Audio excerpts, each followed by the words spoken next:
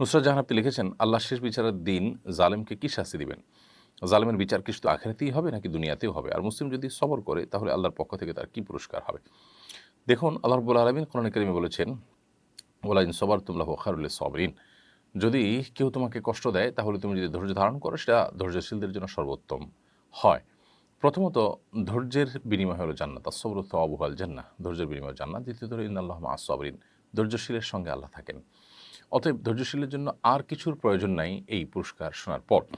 আর যারা অত্যাচারী, যারা নিষ্পেষণ করছেন, জুলুম করছেন কারোর প্রতি, তাদের বিচার আল্লাহ রাব্বুল আলামিন অনেক সময় দুনিয়াতেই করেন, পাশাপাশি আখিরাতেও করেন। দুনিয়াতে তাদেরকে আল্লাহ রাব্বুল আলামিন যে শাস্তির মুখোমুখি করেন, সেটা অনেক সময় তারা টেরও পায় না। প্রায়শ্চিত্ত বা তাদের জুলুমের যে পরিণতি, সেটা অনেক সময় দেখা যায় বিলম্বে সে ভোগ করে।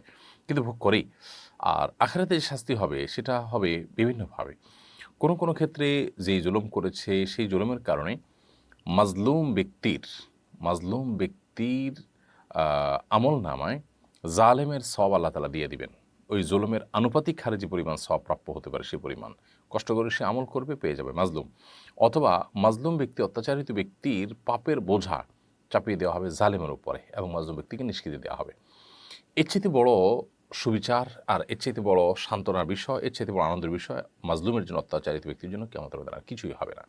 এছাড়াও আল্লাহ রাব্বুল আলামিন আরও বিভিন্নভাবে বিচার করবেন। যেটুকু হাদিস থেকে আমরা জানতে পেরেছি সেটুকু শুধুমাত্র জানালাম। আল্লাহ রাব্বুল আলামিন আমাদেরকে সবরের তৌফিক দান করুন এবং কখনো জুলুমের মতো ভয়াবহ অপরাধ থেকে আল্লাহ তাআলা আমাদেরকে বাঁচিয়ে রাখুন। আমরা যেন কখনো সেদিকে না যাই।